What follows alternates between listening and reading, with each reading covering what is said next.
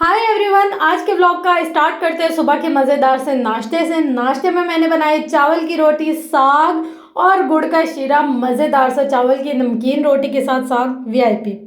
उसके बाद जी कर लिए सारी घर की सफाइयाँ। ये वाला सारा काम आज मैंने ख़त्म कर लिया क्योंकि आज मैंने किचन का बहुत ज़्यादा काम फैलाया हुआ है और मैंने ये सारा काम ख़त्म करना है आज के दिन में। और इसीलिए ही मैंने सारे बर्तन निकाल कर रख दिए हैं, सारे जो मेरे मसाले के डब्बे होते थे उनको निकाल लिया है।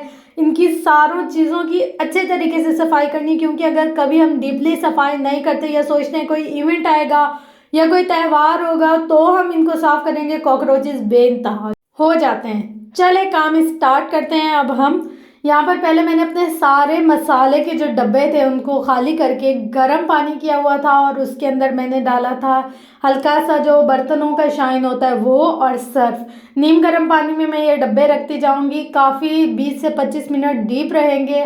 अच्छे तरीके से जो इनमें मसाले लगे हुए हैं, जो चिकनाई लगी हुई है वो सब धुल जाएगी और उसके बाद जब मैं इसको साफ़ करूँगी ऐसे चमकदार से हो जाएंगे। वैसे अब धूल मट्टी चल रही है तो इन पे सारी मट्टी वगैरह लगी और इस तरीके से मैंने इनको सारों को छान लिया। जो चीज़ें छानने वाली थी, जो चीज़ें साफ़ करने वाली थी उनको साफ़ कर लिया है। मुझे पता चल जाएगा मेरे किचन में क्या कमी है, क्या लाना है, किसको फेंकना है और क्या क्या चीज़ें नई नई मुझे ख़रीदनी पड़ेंगी।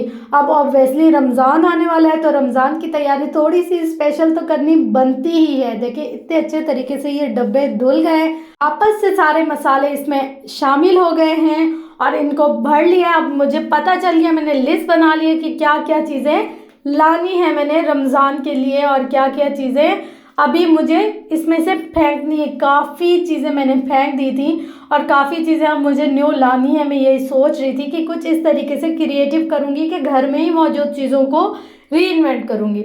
अच्छा, किचन भी साफ़ हो गया था, सारा काम ख़त्म हो गया था तो होने वाला था रात के खाने का टाइम। रात में हम क्या बना रहे हैं, मज़ेदार सा शामी कबाब। तो मोस्टली हम लोग खाते ही रहते होंगे ना, तो वैसे ही मज़ेदार सा शामी कबाब का खाना बना रहे हैं। इसमें प्याज लिए मैंने, टमाटर लिए हैं, अदरक और लहसुन लिया है और सब्ज़ मिर्ची ली है मैंने और जो रेगुलर हमारे मसाले होते हैं वही लिया है। इनमें कोई बहुत एक्स्ट्रा ऑर्डिनरी चीज़ें नहीं ली। यही लाल मिर्ची, सफ़ेद ज़ीरा, हल्दी, सूखा धनिया, काली मिर्ची, नमक और उसके बाद गोश्त हम कोई सा भी ले सकते हैं, बस टाइमिंग का फ़र्क होता है। जैसे जो बीफ होता है उसको ज़्यादा देर पकाते हैं, जो मटन होता है उसको थोड़ी कम देर पकाते हैं और जो चिकन होता है उसको तो बिल्कुल ही कम देर पकाते हैं। यहाँ पर मैंने बड़े सारे पतीले में सारे मसालों को ऐड कर लिया है। जो खुश्क मसाले थे उनको हस्बे ज़ायका ऐड किया है कि कितना हम लोग लेना पसंद करते हैं। हर कोई अपने फ्लेवर के अकॉर्डिंग इनकी क्वांटिटी रखता है।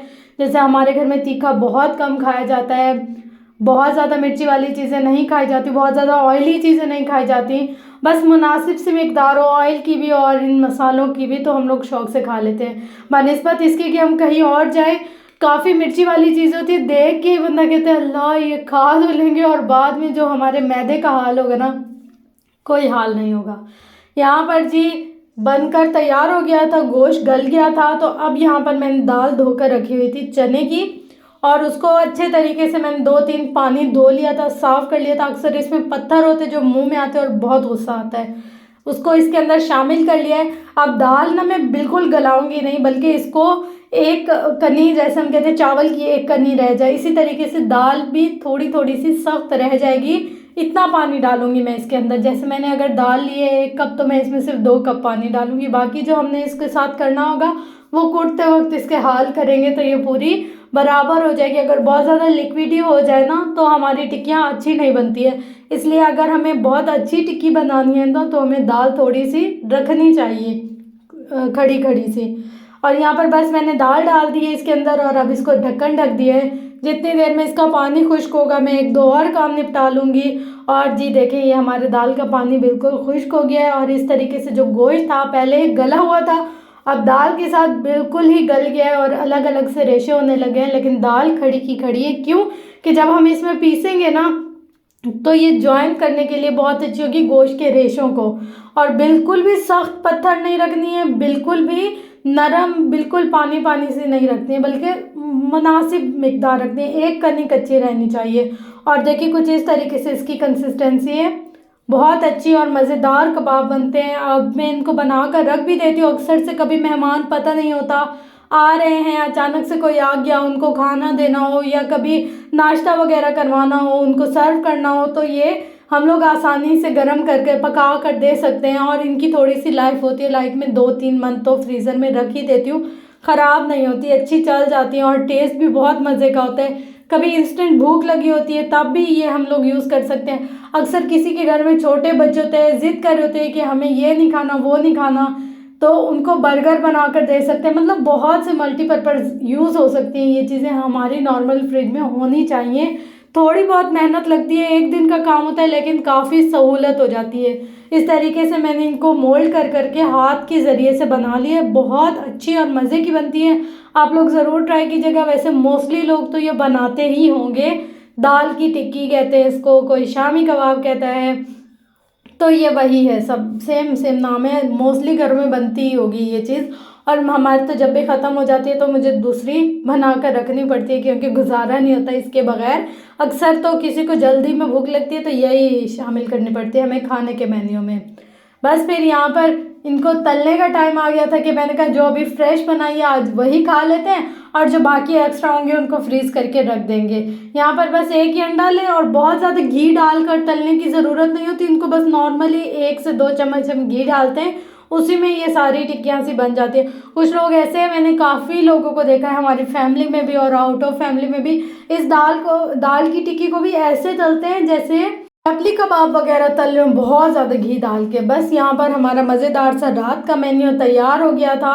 पता नहीं मेरे कैमरे में ये बिल्कुल काली काली सी क्यों लगती है, शायद रोशनी का मसला होता होगा या पता नहीं क्या, मगर देखने में सुनहरी सुनहरी सी और बहुत अच्छी बनी थी।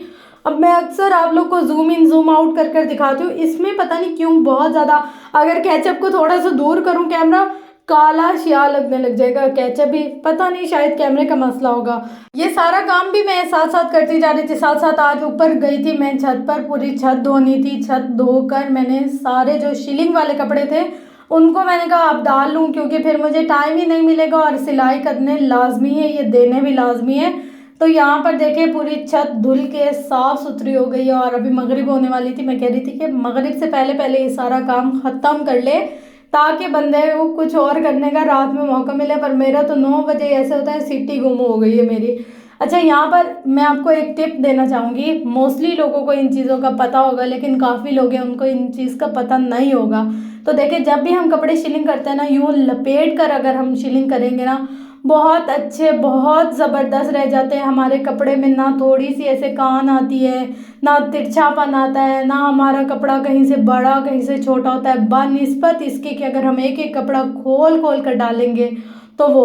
अच्छा, अक्सर ऐसा होता है कि हमारे कोई बहुत लाइट कपड़े होते हैं तो उनकी शलवार और कमीज़ एक साथ डाल देती हूँ, लेकिन जब कोई डार्क कलर का या डिफरेंट कलर की शलवार और कमीज़ होती है तो मैं कभी भी शलवार और कमीज़ एक साथ शिलिंग नहीं करती, बल्कि पहले कमीज़ शिलिंग कर लेती हूँ, उसके बाद अगर कलर नहीं उतरे या प्रिंट ख़राब नहीं हो तो फिर उसमें शलवार के कपड़े को डालती हूँ। जैसे अब देखिए, अगर हम इस तरीके से फैला फैला कर कपड़े को शिलिंग करते हैं, ये बहुत गलत तरीका है। इससे क्या होता है, हमारे कपड़े में तिरछापन आ जाता है। फिर जब हम कटिंग करते हैं या सिलाई करते हैं तो उस वक्त हमें इतनी ज़्यादा मुश्किल होती है। अक्सर हमारा दामन लहरा जाता है नीचे से, या कभी स्लीव्स वगैरह के साथ ज़्यादातर ये मसला होता है कि लहरा जाती है, कहीं से बड़ी कहीं से छोटी। तो इस चीज़ को थोड़ा सा अगर जहन में रख लेना हम, तो बहुत अच्छे हमारे कपड़े शिलिंग हो जाते हैं। जितना अच्छा कपड़ा शिलिंग होगा उतना ही खूबसूरत कटिंग होगा और उतना ही खूबसूरत सिलकर तैयार होगा, क्योंकि ये सारी चीज़ें एक दूसरे के साथ कनेक्ट करती हैं कि शिलिंग, सिलाई, कटिंग सब कुछ। अगर हम कपड़े शिलिंग नहीं करते हैं और अगर हम उसमें मार्जिन भी नहीं रखते हैं, तो जैसे ही हम उसको 1-2 दफ़ा धोएंगे, जो हमारी परफेक्ट नाप वाला सिला हुआ सूट होगा ना, हमें 1-2 दफ़ा धोने के बाद ही सुकड़ने लग जाएगा, कहीं से तंग करेगा, कहीं से अजीब सा लहरा जाएगा। तो हमेशा कपड़े सिलाई करने से पहले इनको शिलिंग किया करें, लाइक लॉन, कॉटन, लीलन। रेशमी कपड़ों को तो मोस्टली ज़रूरत ही नहीं होती है शिलिंग करने की, लेकिन लॉन, कॉटन, लीलन और इस तरह के जो फैब्रिक होते हैं उनको लाजमी शिलिंग किया करें। इससे क्या होता है कि कपड़ा अच्छा रह जाता है सिलने के बाद, वरना सिलाई का मार्जिन रख दिया करें। अब देखें यहाँ पर दोनों की शलवारों का और शर्ट्स का कलर सेम था, तो मुझे पता था कि इनका कलर नहीं उतरेगा। कुछ कपड़े होते देख के भी पता चलता है कि इनका कलर नहीं उतरेगा, तो मैंने वहाँ पर दोनों को जैसे शलवार और कमीज़ को साथ में ही शीलिंग कर लिया था।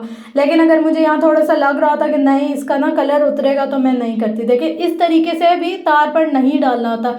ये वाला जो कपड़े डालने का तरीका है ना, ये गलत है बिल्कुल, इससे भी लहर आ जाती है कपड़े में। लेकिन अगर हम जिस तरीके से हमारे लपेटे हुए कपड़े आते हैं इसी तरीके से ही रख दें तार के ऊपर, इसको निचोड़े नहीं, इसको बहुत ज़्यादा छटके नहीं, जैसे छटक छटक कर हम कपड़े डालते हैं तो हमारे कपड़े बिल्कुल एक जैसे रह जाते हैं, ना लहराते हैं ना ख़राब होते हैं। ये छोटी सी टिप थी, आई होप आप लोग को पसंद आई होगी।